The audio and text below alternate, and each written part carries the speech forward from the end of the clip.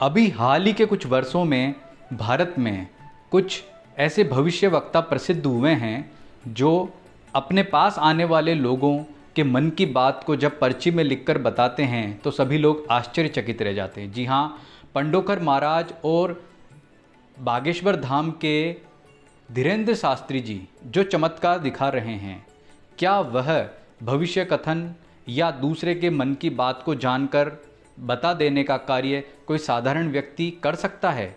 वे ये कार्य किस प्रकार कर पा रहे हैं, यह समस्त जानकारी इस वीडियो में बताई जा रही है। मित्रों नमस्कार, मैं हूं सुधाकर पुरोहित, आपका ज्योतिष मित्र।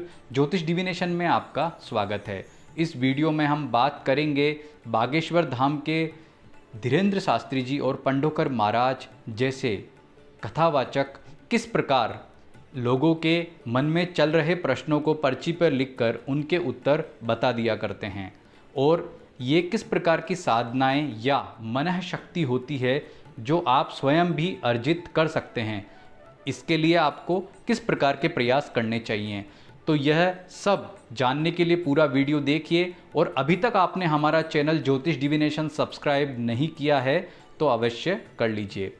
मित्रों, अभी हाल ही के कुछ वर्षों में पंडोकर महाराज और धीरेंद्र शास्त्री जी जैसे भविष्यवक्ता जो कथावाचक हैं लेकिन भविष्यवक्ता के रूप में प्रसिद्ध हुए हैं, वे चमत्कार पे चमत्कार दिखा रहे हैं। आप उनके पास जाइए, आपके मन में चलने वाले प्रश्नों को वो पहले ही कागज़ पर लिखकर बता देते हैं और उसका आंसर भी आपको बताते हैं।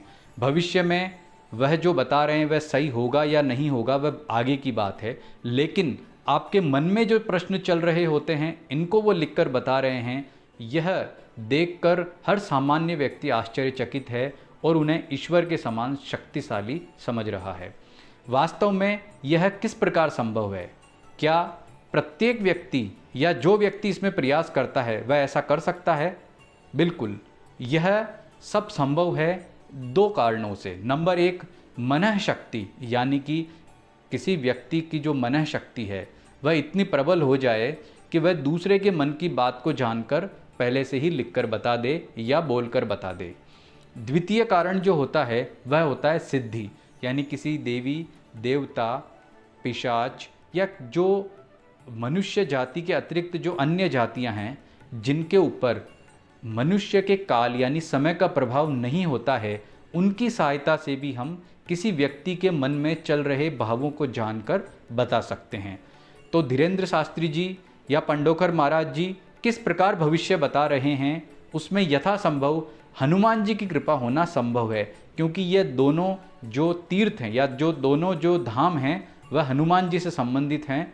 तो लगभग निश्चित रूप से इन्होंने हनुमान जी की साधना के द्वारा ही यह किया होगा, ऐसा हम कल्पना कर सकते हैं। लेकिन मनः प्रभाव के द्वारा भी बहुत सारे लोगों ने ऐसा किया है, ऐसा इतिहास में भी प्राप्त होता है कि भारत ही नहीं बल्कि विदेश में भी ऐसे लोग जो है प्रसिद्ध हुए हैं जो व्यक्ति के मन की बात को स्वयं बोलकर बता देते हैं।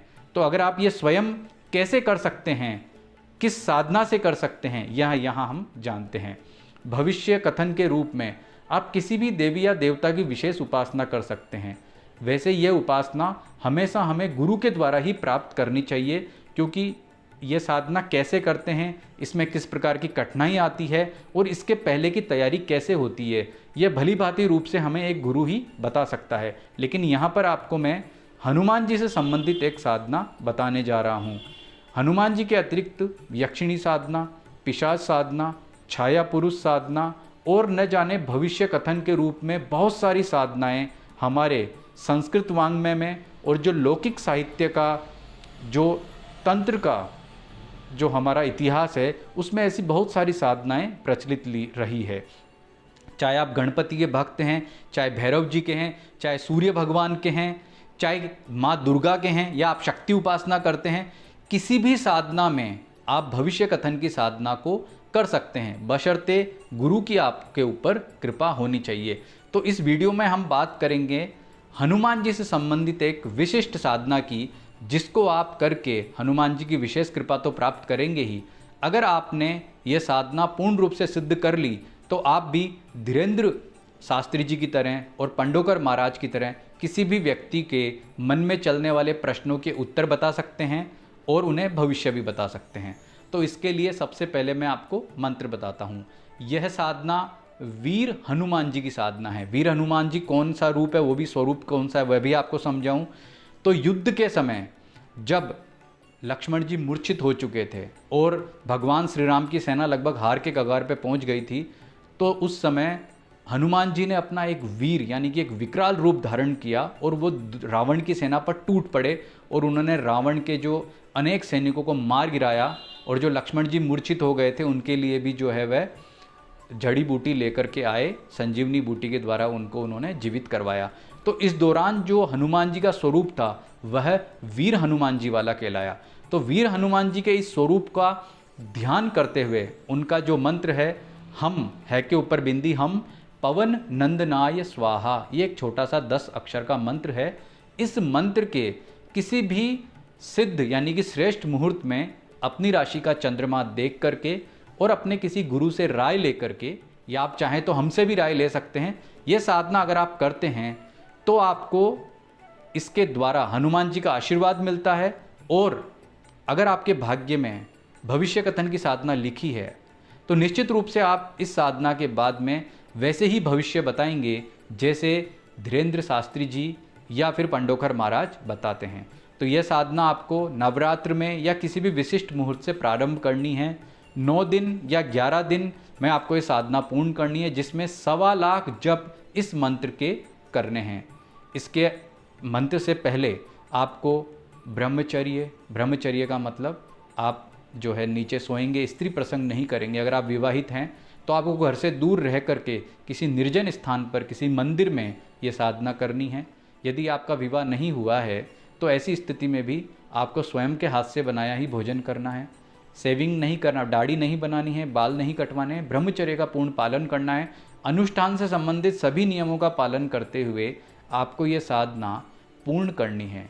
नियमित रूप से हनुमान जी का पूजन करना है और पूजन करने के पश्चात इस मंत्र की आपको जो है कम से कम नित्य 7 से 8 हज़ार मंत्र जप करने हैं। यानी कि अगर आप 100 माला, 70 माला, 80 माला कितनी भी करें, 9 दिन में आपको 1.25 लाख जप पूर्ण करने हैं। यह लक्ष्य लेकर के आपको ये जप करना है और हनुमान जी के वीर स्वरूप का ध्यान करते हुए ये साधना आपको पूर्ण करनी है। जब साधना करेंगे तो उस समय आपको विचित्र तरह के अनुभव भी प्राप्त हो सकते हैं, लेकिन आपको डरना बिल्कुल नहीं है। किसी निर्जन स्थान पर रहकर ही आप साधना करें। आप सोचें मैं घर पर रहकर परिवार के बीच में साधना करूं, बिल्कुल संभव नहीं है। किसी पर्वत पर, किसी मंदिर में, किसी नदी के स्थान पर, कहने का तात्पर्य कि जहाँ पर आध्यात्मिक शक्ति बहुत अच्छी हो, वहाँ पर रहकर अगर आप ये साधना करेंगे तो निश्चित रूप से आपको इसमें सफलता प्राप्त होगी। सफलता कैसे मिलेगी? जब आप ये मंत्र जप करना शुरू करेंगे हनुमान जी की पूजा के बाद में, जो अनुष्ठान के नियम है उन सब का पालन करते हुए, तो आपको लगभग तीसरे चौथे दिन के बाद में थोड़े अनुभव प्राप्त हो सकते हैं। स्वामी निगमानंद जी ने इस साधना के ऊपर विस्तृत रूप से लिखा है और उन्होंने ये कहा है कि यह साधना कोई भी साधारण व्यक्ति कर सकता है। उसका जो प्रमुख कारण यह है कि यह साधना हनुमान जी को अत्यधिक प्रिय है। यह साधना करने से आपको अनेक प्रकार के लाभ होंगे। आप यदि अपना जो भी वर प्राप्त करना चाहते हैं, आप चाहते हैं आपको धन संपत्ति मिले, आप चाहते हैं आपका पारिवारिक सुख अच्छा हो, आप चाहते हैं कि मैं एक भविष्य वक्ता बनूं, तो आप किसी भी रूप में जो आपका वर है वह इस साधना के द्वारा प्राप्त कर सकते हैं। तो ओम हम पवन नंदनाय स्वाहा, ये जो 10 मंत्र है इसका जप करना है और इसकी जो पूर्ण विधि है, इसका ध्यान है और जो इसकी विधि है वह आप हमारे संस्थान से प्राप्त कर सकते हैं। नमस्ते।